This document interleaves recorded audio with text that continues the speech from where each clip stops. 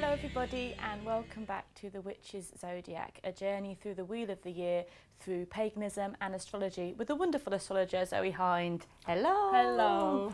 What are we doing today? We're having a look at Litha, Yes! otherwise known as Alban Hefin Like that one. in the Druid system. Yes. And that's beautiful because it means where the light of the shore, where the shore meets the sea. And for me that's really beautiful because we've got Gemini meeting Cancer, Yeah. and it's the air and the water and where they come together. So that's what we're looking at today. Beautiful.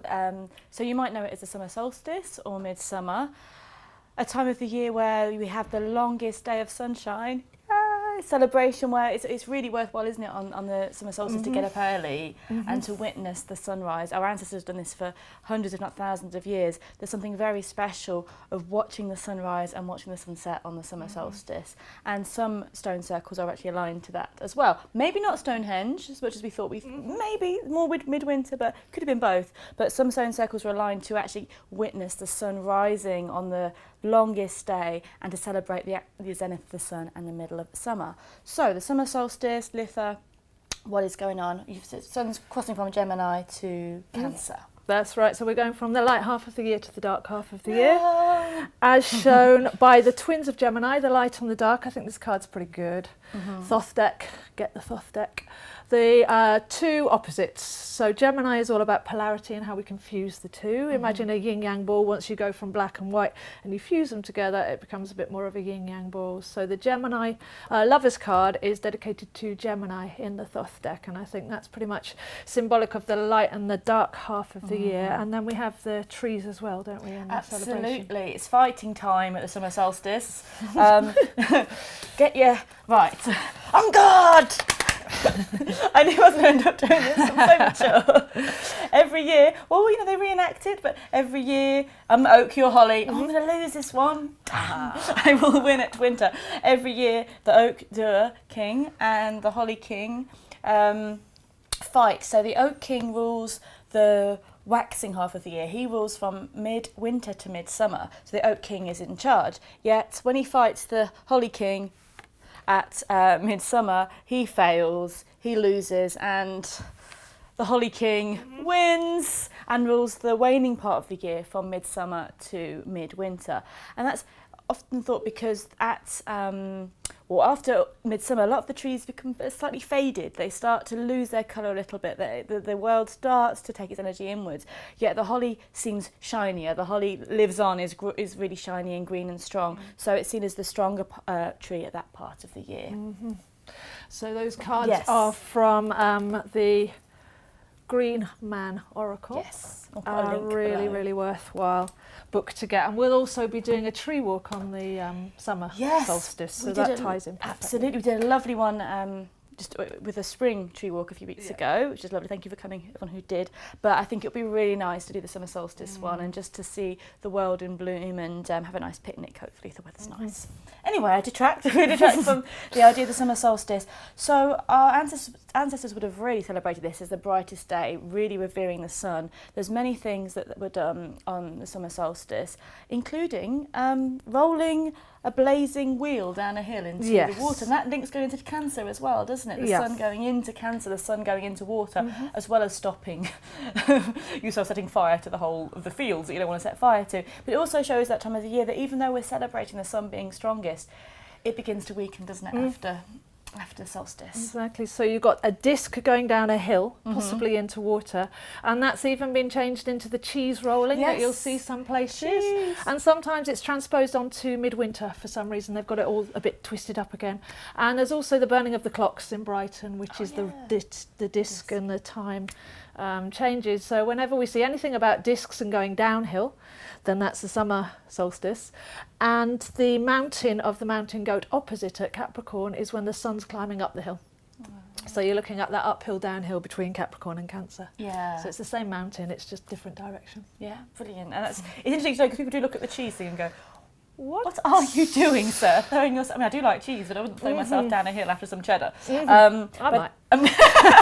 We'll see on the solstice. So we've got on the solstice day, getting up at the sunrise, witnessing the beauty. It's a between the worlds time, like all the festivals are, and it's a time apparently in folklore where the fairies and the spirits of the land will be partying for a few days because it's a time of celebration. And solstice means stand still, doesn't it? Sun stand still. Yes. Solstice, sun still. So what's happening with the sun in the sky on that day?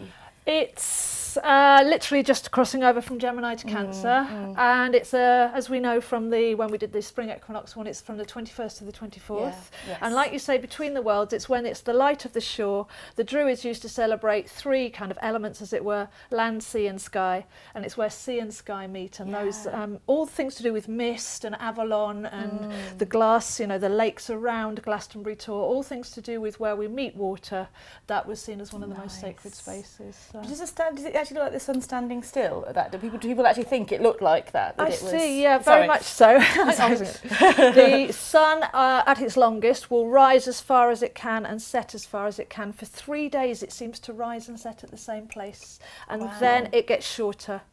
And then at the winter solstice for 3 days it will rise and set at the same place, but minimum distance arced across the sky, and then it will seem to get wider, so it stands still in that respect. It's rising and setting at the same time. Cool, that's excellent. And we've got for Gemini, and we're going into the energy of Cancer, which is a very nurturing water sign. So we thought we'd bring in something that we're really keen on as well. So we've got the Gemini feeling for the solstice, and then going into Cancer. So we thought we'd show you these Dr. Masaru Emoto. If you've not seen his stuff, do check it out. I saw him doing a talk in London and a water blessing in London the other week, and it was beautiful, very genuine, showing the importance and the power of water and something to really, because the solstice is a fire and water festival, it's really important to tune into the energy of water at this time, when we go into Cancer, when we go into the deep waters. And basically, in a nutshell, if you haven't seen it, we'll put links again below this video to all things you can look at.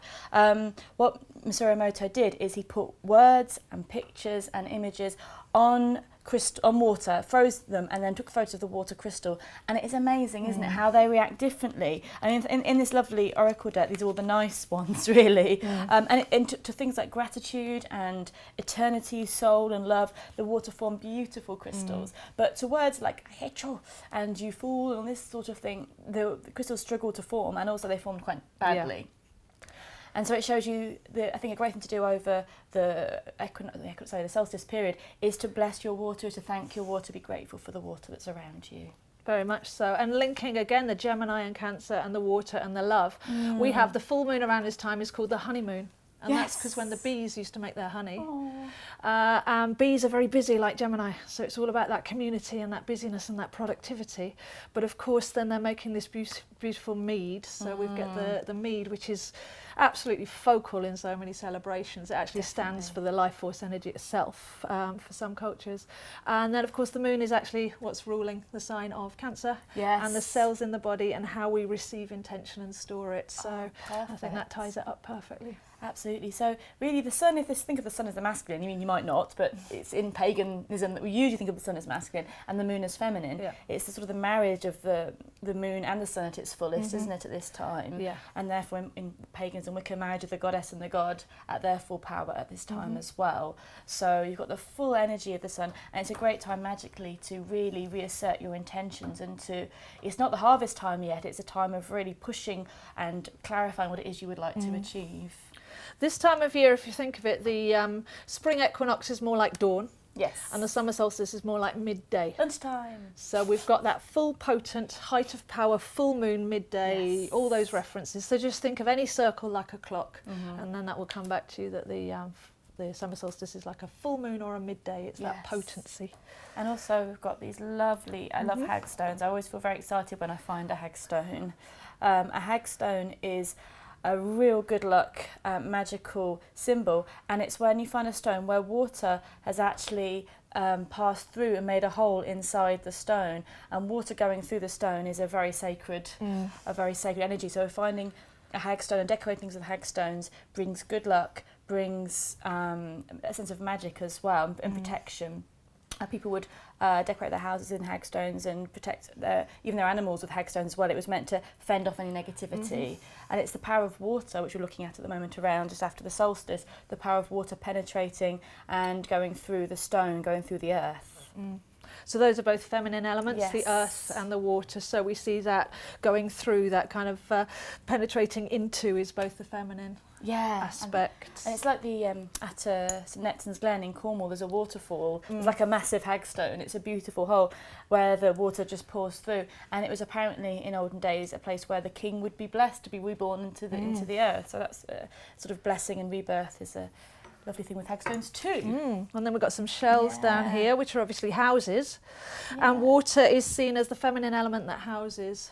So fire initiates and water houses in the elements. So it's quite nice to have some shells here. And I thought I'd show some rosemary oil as well. I know you can't smell it, but rosemary means mist of the sea. And this is absolutely divine essence for the crossing over into the sign of Cancer. So that's really gorgeous. And then finally, I thought we'll just show some dolphins here, because Cancerians, you probably get a bit hacked off with this whole crab thing. Capricorn and Cancer get kind of a bad deal on the animal side of the zodiac. So for me, you're like the sea mammals. It's the sonic sounds of the womb. It's the sonic songs as they go around the earth and into the sea. So think of yourselves more as dolphin and whale and that lovely sonic sea mammal. And I think that brings another aspect to the Cancerian other than just the crabby. I think that's bad, isn't it? Because I think the animal you get given is kind of, you can put you in a bit of a funny attitude towards your star sign. But actually, if you look at other animals that might be suitable, like the dolphin, it would give you a much more excited view maybe, unless you love crabs. And the symbol, the funny 69 symbol, was actually 2 turtles to begin with. Oh, was it? Oh, I didn't know that. So you actually got that link there as well. So there's much more to the Cancerian than just stay-at-home mum being crabby. Definitely not, no. Well, definitely is, sorry, there's more. So I think it's lovely because, again, everyone knows the summer solstice as being the longest day, but they don't know the aspects that go into the astrological part of the year. And if you want to celebrate the summer solstice, apart from getting up early, which is, you will be rewarded for it. I always moan on summer solstice, I don't want to get up. But when you do get up and you see the sun rise, it is so special. And if you can be at a place which is beautiful, a place in nature, where it's got some alignments that are perfect for that time, even more lovely. Flowers, all the oak leaves and all the flowers and fruits of the season are worth kind of putting on your altar or kind of collecting, drinking a little bit of mead and maybe having on your altar or in your celebrations aspects of the goddess in her full power as either the moon goddess or the goddess of the land, and the god in his full power as either the solar god or the god of the land. And it's a full energy of what you want to bring into fruition that you can work on at that time. Thank you for watching our video. The next one we're going to be looking at will all be about lunar sad, so keep tuned and thank you for watching. Anything else you'd like to say, Zoe? No, just have a wonderful time and get out there and enjoy the sun at its power. Thank you. See you. Bye. Bye-bye. If you'd like to stay in touch and see what myself and Zoe are up to, please subscribe and like, and do visit Zoe's wonderful Astro YouTube channel as well, which is Zoe Astro, that's Zoeastro. And I've created a 2-minute video for each of the planets where you can easily learn the fundamentals of astrology in the comfort of your own home. brilliant. And also your website, if people would like to know more about astrology, is astrozo.com, astrozo.com, and there's a monthly page and a weekly page, so it's regularly updated. Wonderful, thank you. And also there'll be links to our blogs below where you can find links to all the books and the cards we've been talking about as well. So if you're interested in any of the cards and books we've shown today, do follow the links to the blogs where we'll be able to show you how you can get hold of those books and cards. Thanks for watching. Do share with your friends and see you next time.